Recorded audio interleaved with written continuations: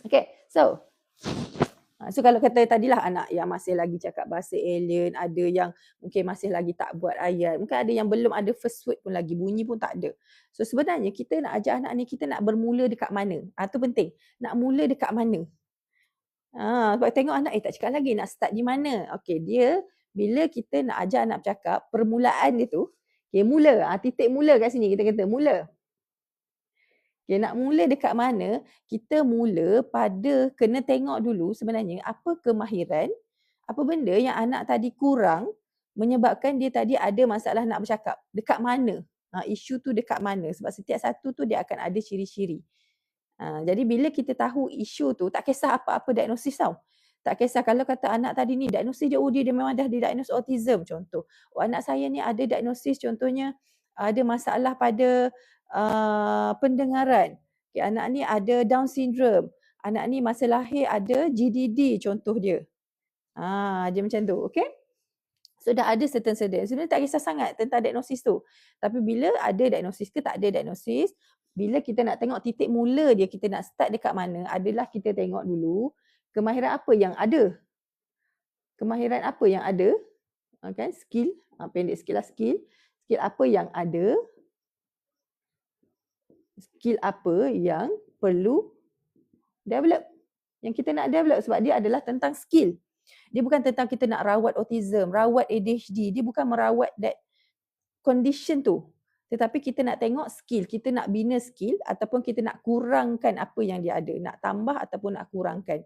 Nak tambah dekat mana, nak kurangkan dekat mana. Dia macam tu. Okay. Okay, so apa skill yang ada, apa skill yang perlu develop. Ini kita mula dekat sini. Kita tengok dulu. Apa skill yang ada. Ada ke tak ada anak kita skill untuk bercakap tu, ada ke tak ada. Bercakap ni bukan hanya tentang terus keluarkan suara tau. Sebelum nak boleh bercakap, dia kena develop kemahiran asas untuk bercakap. Nama dia. Okay, nama dia asas kemahiran asas untuk cakap. Yang ni untuk cakap. Okay, yang ini dulu kita kena tengok. Tak kisah tau anak tu apa-apa diagnosis pun. Contohlah anak tadi ada autism. Anak tadi ada ADHD. Anak tadi ada masalah fokus. Anak tadi ada bahasa alien ke. Anak tadi tak buat ayat ke contoh. Kan? So kita nampak ada lewat dia ni. Ada masalah pada, ada lewat, ada kelewatan. Lambat perkembangan tu, ada kelewatan pada perkembangan. So bila kita nampak je lambat, sebenarnya bila pergi treatment, bukanlah kita kata okay, ini treatment untuk rawat yang autism. Ini treatment untuk rawat yang ADHD. Yang ini treatment ni untuk yang rawat Down syndrome. Yang ini dia tak macam tu. Dia tak macam tu. Kita akan tengok skill. Kita akan patah balik tengok kemahiran. Tak kisah ada mana-mana diagnosis. Even yang tak ada diagnosis pun, sebenarnya dia akan patah balik ke sini. Skill apa yang dia ada, skill apa yang kita perlu develop. Apa kemahiran asas? Nombor satu tengok dulu kepada fokus dia. Ini nombor satu kena tengok. Katalah okey anak saya ni lambat bercakap teacher, soalan pertama saya akan tanya, anak tadi fokus okey tak? So macam mana kita nak tengok fokus? Yang pertama kita tengok respon. Respon pada kita. Respon bila kita cakap dengan dia, dia boleh respon tak? Contohnya kita panggil, boleh respon tak? Boleh pusing tak? Boleh tengok tak? Kita tunjuk sesuatu, boleh tengok tak? Tak kisah apa. Okay? Maksudnya tak kisah anak tadi ada autism ke, ADHD ke, ada masalah fokus ke, tak tahu sebab apa ke, tapi tahu anak tadi delay. Okay, so kita tengok dulu, boleh tak respon?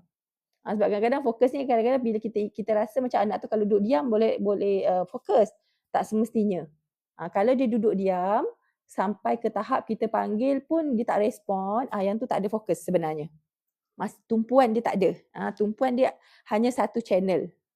Dia tak banyak channel, dia tak boleh tumpu pada banyak benda dalam satu masa. Maksudnya kita tahu sebenarnya kalau anak yang tumpuan dia satu channel, kan dia hanya boleh respon, dia boleh tengok benda yang dia tengok itu je lah.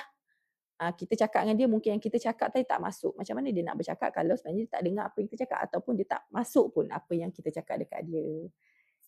Kan? Alright, so itu baru kat bahagian fokus. Tunjuk tengok ke tidak. Ini kita nak tengok tunjuk tengok atau tak. Dia tengok tak ke arah yang kita tunjuk. Dia boleh tak buat aktiviti dalam jangka masa jangka masa. Tak semestinya duduklah dia attend. Attend aktiviti dalam jangka masa tertentu. Maksudnya kalau aktiviti yang tak duduk pun tak apa. Contohnya aktiviti tu memang bergerak. Tapi dia boleh attend. Then okey, contoh main sorok-sorok. Kan dia bergerak, aktiviti tu bergerak kan. Dia bukanlah semestinya kalau kita kata fokus ni kena duduk. Tidak. Tidak sebenarnya. Dia bukan kalau fokus je kena duduk. Baru kita kira fokus. Sebenarnya tidak. Fokus ni adalah ability untuk kita kawal tumpuan kita. Kita tahu kat mana kita kena tumpu, dekat mana yang kita tak perlu tumpu. Kita tahu untuk kawal mana satu yang kita kena fokuskan ataupun ada benda yang kita tak perlu respon pun. Macam tu. Kita tak perlu distract pun dengan sekeliling. Contohnya kita duduk belajar dalam kelas, ada bunyi kereta lalu lalang kat luar kelas. So kita tak perlu tumpu pun pada kereta lalu lalang tu. Tapi kita tahu, okey kita kena tumpu pada cikgu kat depan. Kita kena tumpu dengan cikgu kat depan. Tapi yang benda lalu lalang kat tepi tu kita boleh ignore. Itu fokus.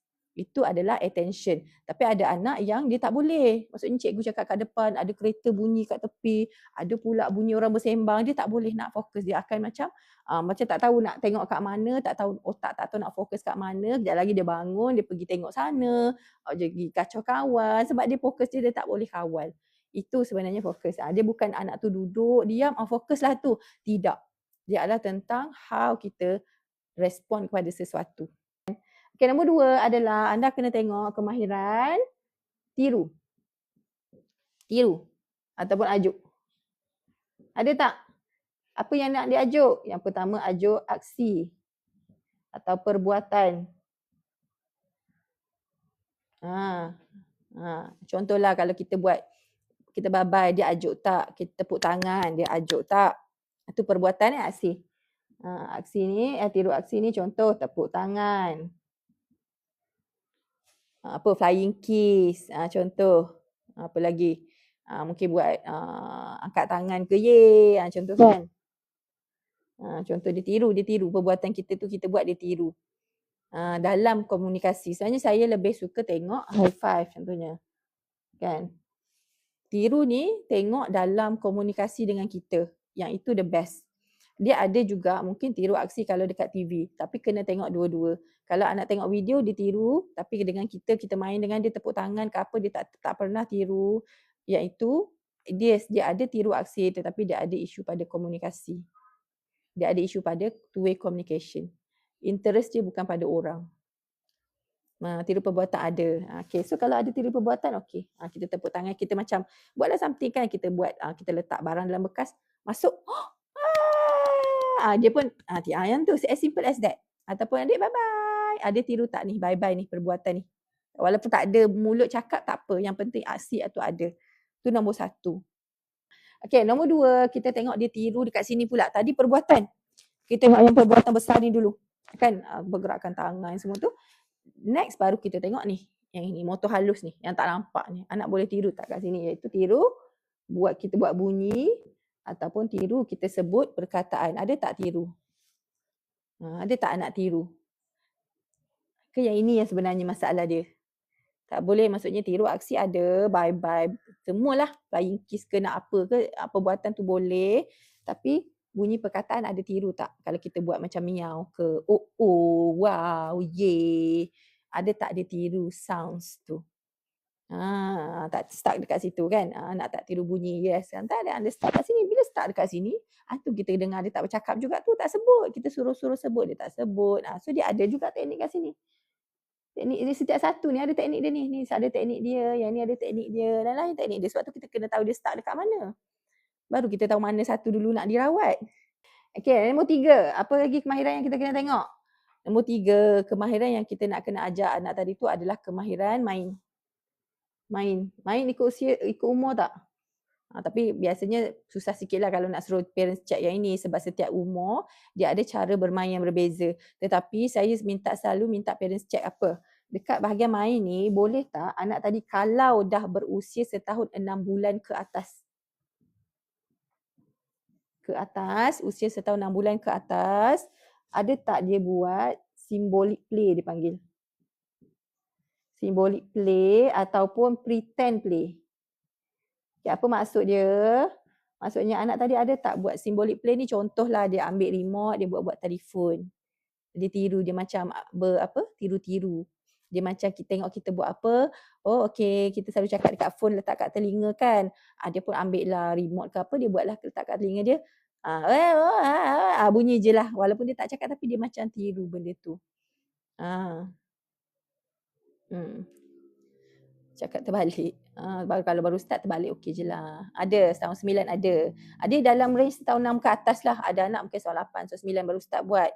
Yang penting dia ada buat 2 tahun macam tu dia start pretend. Contohnya pretend dia buat apa? Contoh bagi ambil anak patung, dia bagi minum susu. Macam tu.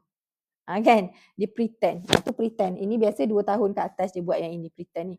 Bagi minum susu ataupun dia apalah dia ambil dinosaur ke nanti dia bagi makan. Macam kita buat dekat dia. Bagi makan toys. Yes, macam kita buat dekat dia. Kalau yang besar sikit dia boleh lagi advance. Okay, anak patung tu mandi dulu. Lepas mandi pakai bedak, lepas pakai bedak pakai baju, lepas tu tidur. Dia ada turutan yang tu lebih besar. Kan dia main juga pretend tu tapi pretend dia lebih advance. Jadi doktor-doktor, mak sakit, okey cek bagi makan ubat, macam tu. Yang itu biasanya 2 tahun, 3 tahun ke atas dia akan buat yang berterusan ada cerita tu. Tapi kalau kecil-kecil tahun 6 ni dia berlakon-lakon macam tu je lah buat telefon, lepas tu nanti naik duduk atas bantal buat kereta contoh. So kalau tak ada bermain pretend, bermain simbolik ni tak ada. Yang ini dia indication kepada perkembangan mental. Perkembangan berfikir, kognitif. Jadi kalau anak tadi ni kan dia tak berhenti nak buat yang ini, kita tahu perkembangan dia memang akan lambat, kita ajar tu dia akan lambat pick up. Kenapa? Sebab dekat bahagian kognitif tu yang lambat. Otak tak boleh pick up. Otak tadi bukan tak boleh pick up, dia boleh pick up tetapi rate dia perlahan. Ataupun dia tak boleh nak berimajinasi, kurang imajinasi, sebab tu dia tak boleh buat pretend. Menyebabkan kalau kita ajar perkataan-perkataan yang dia kena imagine, yang tak nampak dengan mata, dia susah nak dapat. Contohnya kita ajar konsep cantik, tak nampak. Kita nampak bunga tapi kita kata cantik. Tapi benda tu kan objek dia bunga, yang kita nampak tu objek bunga. Sifat dia cantik. Sifat tu tak nampak. Sifat tu dia lebih kepada subjektif, abstrak. Yang tu kalau anak-anak contoh anak-anak yang tak pandai buat pretend. Selalunya anak-anak contoh saya bagi anak-anak autism, dia tak pandai sangat nak main pretend ni. Dia boleh main sambung-sambung Lego semua tu, dia buat puzzle semua dia boleh sebab dia nampak. Tapi benda yang ni dia abstrak. Abstrak tu maksudnya dia perlukan imajinasi. So dia tak pandai buat yang ni. Jadi kita tahu bila kita ajar perkataan-perkataan yang melibatkan perlukan abstrak ataupun imajinasi, dia akan susah nak faham. Sebab tu kalau untuk ajar anak-anak autism kan, kalau ajar objek dia memang akan boleh hafal. Ajar nombor dia akan boleh hafal sebab dia nampak. Tapi kalau kita ada ajar konsep atas bawah, cantik tak cantik, dia akan lambat sikit. Bukan tak boleh tapi dia akan ambil masa untuk faham. Sebab dia tak boleh nak pick up sangat abstract thing. Kita tahu dia akan ada kekangan dekat situ. Okay, tu nombor 3. Nombor 4. Dia ada banyak lah. Tapi yang ni saya bagi yang paling senang nak tengok. Nombor 4, tengok dekat faham. Boleh faham arahan tak? Faham ni ada banyak lah. Faham arahan, kenal objek, tahu perkataan macam contoh kata kerja, perbuatan kita pergi mandi, ambil apa, kan perkataan-kata kerja contoh mandi, tidur dia tahu, ambil, letak, bagi. Okey, ni dia tahu. Dia boleh respond well bila kita bagi arahan ke ataupun kita sebut perkataan dia faham. Kita tahu dia faham perkataan tu. Nombor 3 okey boleh pretend play. Nombor 4 boleh tak faham. Sebab kita nak tengok dekat mana nak start. Kena tengok yang ini dulu. Baru kita tahu mana nak start. Nombor 4 pun okey. Alright. Nombor 4 pun okey. Kan? Lepas tu dia barulah nombor 5 boleh pakai isyarat tak? Ataupun gesture. Kalau tak cakap lagi, kan? Kalau tak cakap lagi, anak tadi ni, boleh tak dia pakai isyarat? Isyarat apa? Tunjuk. Kalau tak cakap lagi. Geling, angguk.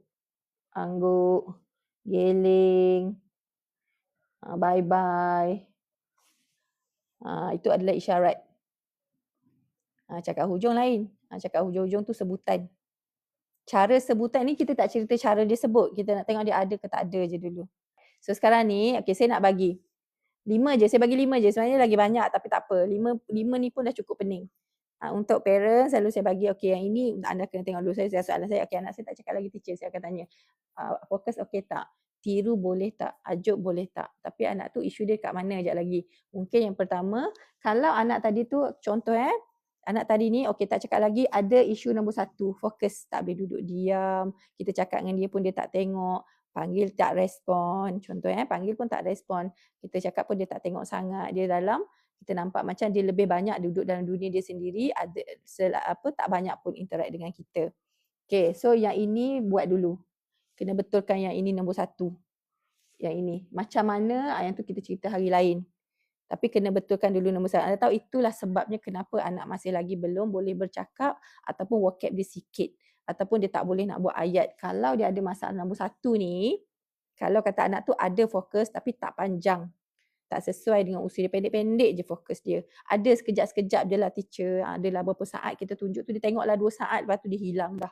Tak tengok dah, dia tak boleh attend dalam satu jangka masa. So kita tahu fokus tu ada tapi pendek. So bila fokus pendek, anak tu dia mungkin dia boleh dapat juga. Boleh dapat juga sepatah dua, akan boleh dapat. Tetapi bila nak datang level buat ayat, semua tu dia akan ada masalah. Sebab dia perlukan fokus lebih panjang untuk membolehkan dia buat ayat. Panjang. Dia akan stuck nanti dekat one word level sepatah-sepatah. Dia tak boleh nak pergi more.